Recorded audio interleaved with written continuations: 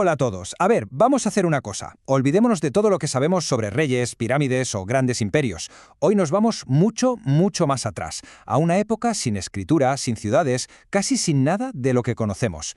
Hoy viajamos al origen de todo, la prehistoria. Propongo un reto. Pensemos por un momento en un mundo sin poder escribir, sin casas como las nuestras, sin saber qué se va a comer mañana.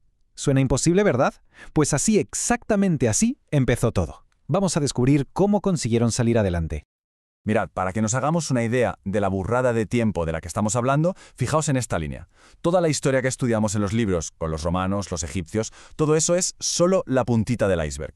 El 99% de la existencia humana está aquí, en este océano de tiempo inmenso que llamamos prehistoria. Aquí es donde se forjó, de verdad, lo que somos hoy.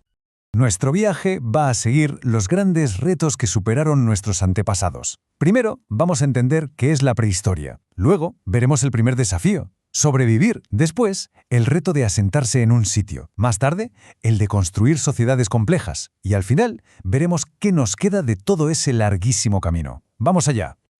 Venga, pues arrancamos este viaje. Primera parada, ¿qué es exactamente la prehistoria? ¿Dónde empieza y dónde acaba? Pues es muy sencillo. La línea que separa la historia de la prehistoria es un invento clave, la escritura. Todo, absolutamente todo lo que pasó antes de que alguien escribiera la primera palabra durante millones de años, eso es la prehistoria.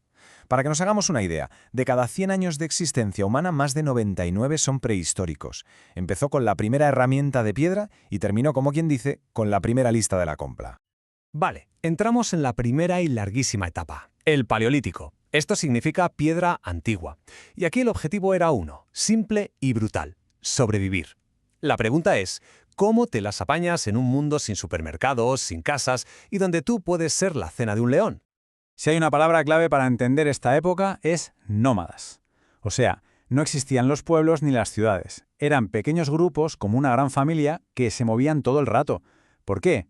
Pues para seguir a las manadas de animales o para buscar los frutos de cada temporada. Su casa era el camino, y su refugio, pues una cueva que encontraban o una cabaña que montaban con 4 ramas y unas pieles. ¿Y cómo lo hacían? Bueno, pues con un kit de supervivencia bastante ingenioso. Su comida salía de cazar, pescar y recolectar. Y sus herramientas, que eran su tecnología punta, las hacían con piedra tallada, hueso y madera. Pero ojo, el descubrimiento que lo cambió absolutamente todo, lo que nos separó para siempre del resto de animales, fue el dominio del fuego. De repente tenían calor en medio de una glaciación, luz en la noche, un arma contra los depredadores. Y súper importante, podían cocinar. Y esto no solo es que mejorara su dieta, es que fue el origen de la vida social, de juntarse a contar historias alrededor de la hoguera. Y lo más alucinante de todo es que, en mitad de esa lucha diaria por vivir, nació el arte. En lo más profundo y oscuro de cuevas como la de Altamira, se pusieron a pintar estas maravillas. ¿Por qué lo hacían? ¿Eran rituales para cazar más? ¿La primera forma de contar historias? Pues no lo sabemos seguro, pero nos demuestra que su mente ya era como la nuestra, compleja, simbólica y muy creativa. Durante millones de años fuimos de un lado para otro, pero de repente algo estaba a punto de cambiarlo todo, para siempre. Entramos en el Neolítico, la piedra nueva, y esta es la época que, en el fondo, inventó el mundo en el que vivimos hoy. ¿Y cuál fue esa gran revolución? Pues dos ideas que parecen sencillas, pero que son la base de nuestra civilización, la agricultura y la ganadería. Por primerísima vez, en lugar de ir a buscar la comida, aprendimos a producirla. Dejamos de ser simples recolectores para convertirnos en los arquitectos de nuestro propio alimento. Este descubrimiento fue como la primera pieza de un dominó gigante. Provocó una reacción en cadena. A ver, si cultivas la tierra, ya no te mueves, ¿verdad? Te vuelves sedentario. Si no te mueves, construyes casas que duren, y así nacen las primeras aldeas. Y si sobra comida, pues no todo el mundo tiene por qué ser agricultor.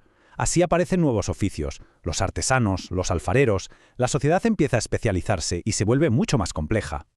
Intentemos imaginar cómo era la vida en una de estas aldeas. Casas de barro y madera, construidas cerquita de un río. Se oiría el sonido de la piedra pulida para hacer hachas mucho más afiladas, el olor a barro cociéndose para crear vasijas donde guardar el grano, y por primera vez la seguridad de tener comida para el año siguiente. Esto hizo que la población creciera un montón y que empezaran a intercambiar cosas con otras aldeas. Vamos, el nacimiento del comercio. Pero la cosa no se detuvo ahí, ni mucho menos. El siguiente reto fue construir sociedades todavía más grandes, más organizadas, y para eso un nuevo material fue la clave de todo: el metal.